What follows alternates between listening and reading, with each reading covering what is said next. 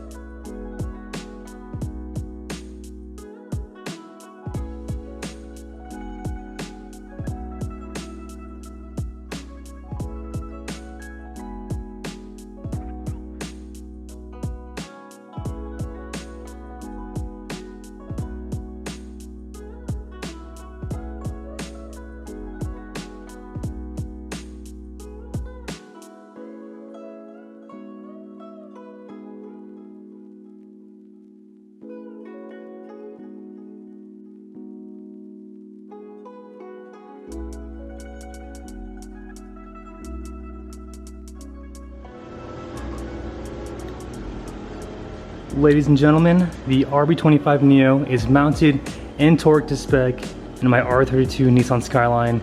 A huge shout out to my brother for all the help. I honestly couldn't have done it without him. And this looks absolutely incredible. This took us about 2 hours to do. We did take our time, and though this being our first engine swap drop-in, we wanted to make sure we didn't mess up at all, especially since I just painted the bay, didn't want to scuff anything, but we did a phenomenal job getting the motor and trans into the car. It looks incredible, guys. Like, I cannot emphasize this enough. I have so much more room for activities with the Grady plenum. Deleting the AC unit, I have so much room now to just work with, and clearance on everything is good. To my eye, the motor does look a little cocked to the left, but everything sits flush as it's supposed to on the front subframe and the transmission mount, so maybe that's just how RBs are. But so far so good, guys. Incredibly stoked. I cannot emphasize this enough. We are running into a little bit of issues. Issue one that I already resolved is my Greddy intake plenum is contacting my R32 GTST clutch master. I did go ahead on terra firma and order myself an S15 clutch master, which is about 2 inches shorter, and the bleeder valve is on the point of view right hand side. So terra firma for that. You can use S15 or R33 if you're running a aftermarket front facing plenum. Turbo, good clearance all around except for my oil head drain. My engine builder said I need to have this line hugging the RB more. So I'm gonna have to take out the fitting from the oil pan, remove it and cut it to, again, just get this tighter. And there's really no way for me to remove this fitting other than pulling out the motor to the back of the head. But that's an easy fix so we can have a sufficient route for our 3.5 inch downpipe, which again, probably the next video or the next 2 videos, we'll go ahead and put this thing up to GSK Fab in Phoenix. Right now, all I need to do is install my drive shaft, cut the lockout shifter pin holder plate to fit it into the car there, finish up the wire tuck of the harness, and that's pretty much about it, besides installing the Chase Bay's power steering kit, which is pretty easy. I did go ahead and mock up the Greddy radiator, which is nice. What I still need to do is put the shroud on and then the fan. I saw that I could use R32 GTR coolant hoses. Lower requires no modification, but the upper I'm gonna have to trim like 3 inches off of it. I have some blue ones, but I don't wanna run blue, so I'm gonna go ahead and order some black ones. And other than that, guys, that's pretty much it. Again, looks absolutely incredible, and once fabrication is done, I'll go ahead and install the ATP oil catch can, and then I can go ahead and finalize the fuel system in terms of mounting my flex fuel sensor, my universal fuel filter. I just need to find adequate space for that. And then also we need to find a good spot for our oil cooler, which I'm assuming will be right here. And then our oil head plate, which I'm thinking maybe put it here, because I really don't think I have that much room to fit it anywhere inside the bay, but we'll do what we can with trial and error. A couple of days later, like I mentioned in the last clip, I needed a smaller clutch master, so shout out to Terra Firma for the 3-day shipping, getting me this OEM S15 clutch master, which, as you can see from the OEM GTST, it is significantly shorter. And a lot of these late 80s, 90s Nissans, you can swap between parts, which is pretty cool. I already went ahead and aligned the fork here to the OEM one. And then also a huge shout out to Concept Z Performance for getting me this yoke dust shield, which I didn't realize I was missing. So let's go ahead and get this mocked up and installed. All right, and here we have the OEM S15 clutch master installed. Look at all of that clearance. Love to see it. Fits up just like it was stock. Also utilizes the same aftermarket brake line thread size, which is great. If you were gonna do this on stock hardline setup, you wouldn't need to reroute everything. And like I mentioned also before, if not S15 clutch master, you can also use R33 clutch master. All right, everybody, shifter's in. Now that's like some really good tolerances. Ooh, we love that. And just now got in the one-piece aluminum drive shaft from Counter Steer. And now with the car being in neutral, oh, there we go, baby. That's what we love to see. Incredibly stoked on that. All right, and now the next step is to install the Greddy radiator and clutch fan permanently. But before I do so, before I forget, I do need to torque down my crank bolt to 105 foot-pounds, no more and no less.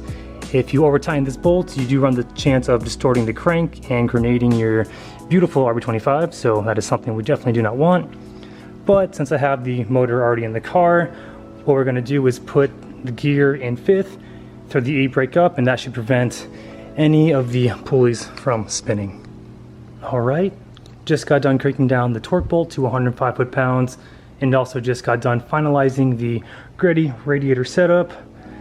Clutch fan, torque to spec, fan shroud is on. Everything spins freely with no obstruction, which I love. And then of course, got the Greddy aluminum radiator in, a little bit thicker I believe than the Koyo. Or actually, might be a little thinner, but definitely gonna maximize the cooling capacity with this.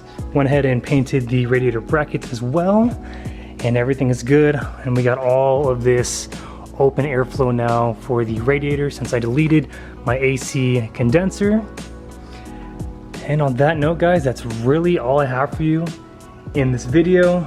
Drive shaft in, all this goodies are in, shifter is in, and in the next video for the Skyline, we will be dropping this thing off to GSK Fab up in Phoenix, which I'm incredibly stoked for.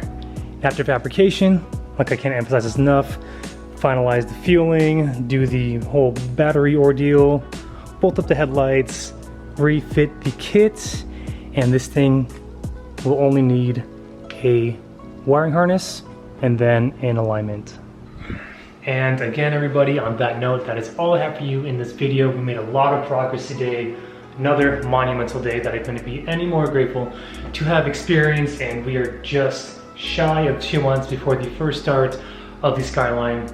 Next video, fabrication, and after that, just finalizing the fueling system and then waiting for our wiring harness, and then we can plan accordingly. So thank you everybody again for the continued love and support, and if you're new to the channel too, want to hit the subscribe button, that'd be awesome. And remember, aim high, drive low. We'll catch you next video. Take care.